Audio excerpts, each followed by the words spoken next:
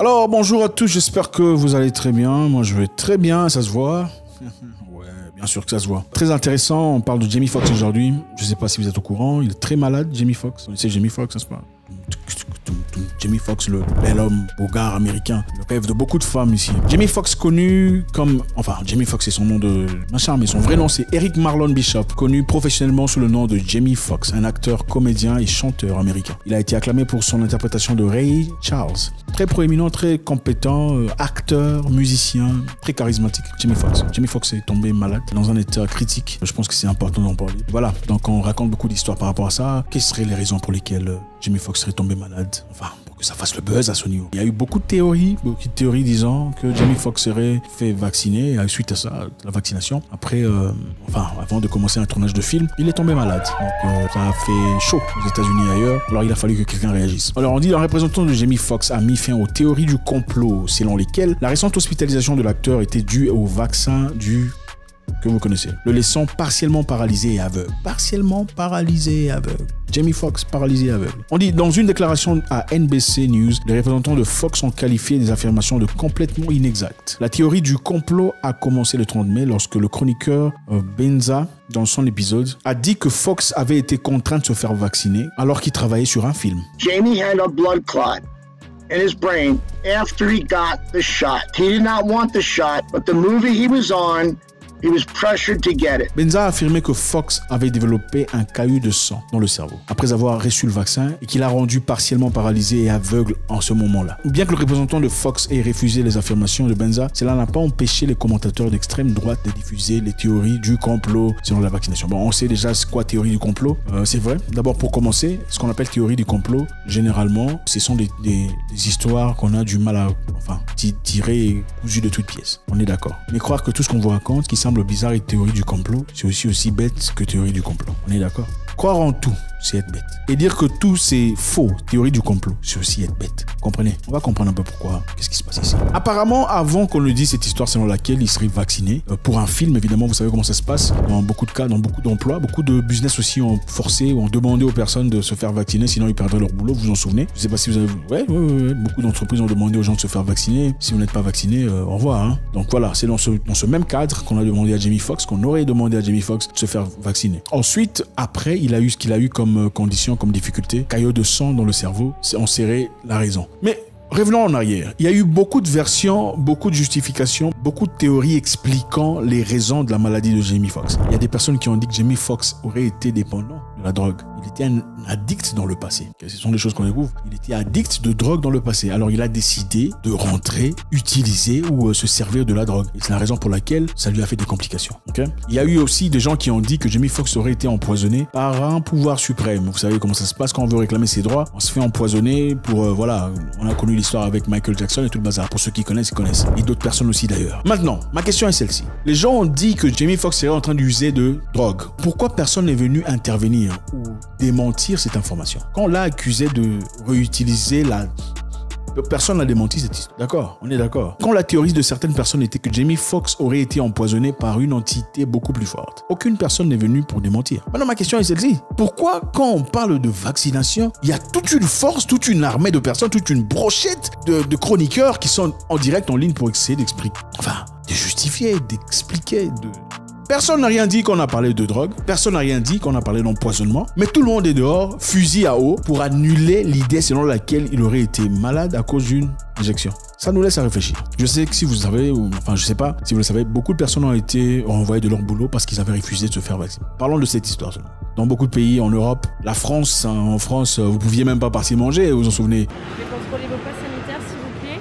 Au resto, il fallait avoir comment vous appelez ça? Passeport diplomatique. Non, il y avait un autre nom pour ça. C'était ridicule. Et on a dit, on allait vous forcer à le faire jusqu'à ce que, vous vous en souvenez, c'était horrible. Enfin, c'est inacceptable. En Afrique aussi, dans beaucoup de pays, en Afrique du Sud par exemple, beaucoup d'entreprises ont renvoyé les employés qui refusé en ce moment-là de prendre le... Ouais, certaines personnes se sont présentées disant qu'ils ont des raisons justifiables de ne pas le prendre, mais ils ont catégoriquement refusé. On prend l'exemple ici d'une dame. Madame Tchachou a refusé de se faire vacciner pour des raisons médicales, car elle avait déjà eu une réponse négative à une vaccination contre la grippe 10 ans plus tôt. L'employeur a demandé un certificat médical confirmant cet effet indésirable et Madame Tchachou a fourni 2 notes médicales à cet égard. Ces notes médicales ont été rejetées par l'employeur qui ensuite a licencié Madame Tchatchou en fonction de ses besoins opérationnels. Non seulement elle a été licenciée, mais elle n'a pas reçu les indemnités de départ au titre de ce licenciement au motif qu'elle n'avait pas fourni de certificat médical raisonnable et justifié. Donc beaucoup de personnes ont subi des conséquences de cette histoire. Je ne sais pas si vous en souvenez, même il était arrivé à un point, on a dit pour voyager, il faut avoir un document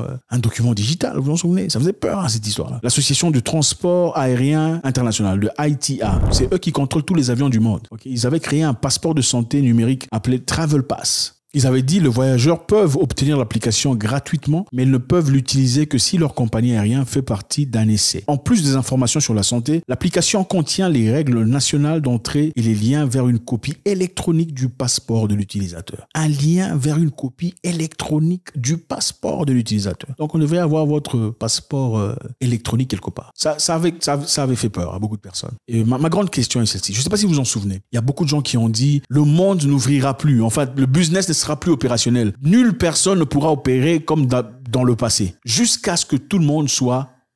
Vous en souvenez? I wish I could say that we're halfway through, but I don't think so. It takes time to make a vaccine. There's a lot about the disease we don't understand. We know that we can get out of this, but it's going to be a while before things go back to normal. Qu'est-ce qui s'est passé ensuite? Ma question est qu'est-ce qui s'est passé parce que tout le monde ne s'est pas fait vacciner. Qu'est-ce qui s'est passé? Comment ça se fait qu'on a repris le boulot, le chemin de l'école? Le truc s'est évaporé comme ça? Qu'est-ce qui s'était passé? Non, vous avez dit que tout le monde doit se faire vacciner, sinon ça va pas tout ça. Qu'est-ce qui s'était passé? C'est ça ma question. Vous savez ce qui s'est passé? L'Ukraine. La guerre en Ukraine a commencé. Ouais, la guerre en Ukraine avait fini cette histoire-là. Vous vous en souvenez? C'était la guerre en Ukraine. Il y a beaucoup de gens qui avaient même dit merci à Poutine parce que c'est la guerre en Ukraine qui a fini cette histoire complètement. Il fallait se focaliser à autre chose. Soudainement, l'histoire là avait disparu. The pandemic is over. We still have a problem with COVID. We're still doing a lot of work on it. But the pandemic is over. If you notice, no one's wearing masks. Everybody seems to be in pretty good shape. And so I think it's changing, and I think this is a perfect example. C'est ça la farce, le monde dans lequel on vit. Comment ça a disparu? À moins qu'il n'y ait, attendez, des gens qui en profitent financièrement. Évidemment, ces histoires n'étaient pas gratos, n'est-ce pas? Il fallait envoyer des lots en Afrique pour aider les Africains qui sont toujours en train de mendier, même sur le plan sanitaire. Les Africains qui sont toujours en train de mendier. Envoyez-nous aussi, on n'a rien pour nous protéger. Au lieu de travailler sur comment se protéger eux-mêmes, comme des adultes. Et c'est ça. J'espère qu'il n'y aura plus jamais d'occasion pareille où les Africains seront en train de supplier, demandant de l'aide venant de l'Est ou de l'Ouest pour leur santé. C'est ridicule. C'est ridicule. Donc, Jamie Foxx, qu'est-ce qui se passe avec lui? Nous savons aussi qu'il y a beaucoup d'athlètes qui sont tombés. On ne sait pas pourquoi. Ils sont jeunes, mais ils sont tombés. On ne dit pas que c'est pour ça. On dit seulement qu'ils sont tombés. Mais nous savons qu'ils avaient tous pris un truc là comme ça. Bref, Jamie Foxx dans cette situation. La question ici se pose. Il y a beaucoup de gens qui interviennent. Pourquoi son équipe n'a pas réagi quand on a parlé d'empoisonnement? Pourquoi l'équipe n'a pas réagi quand on a parlé de drogue? Pourquoi l'équipe réagit farouchement quand on parle de cette histoire-là?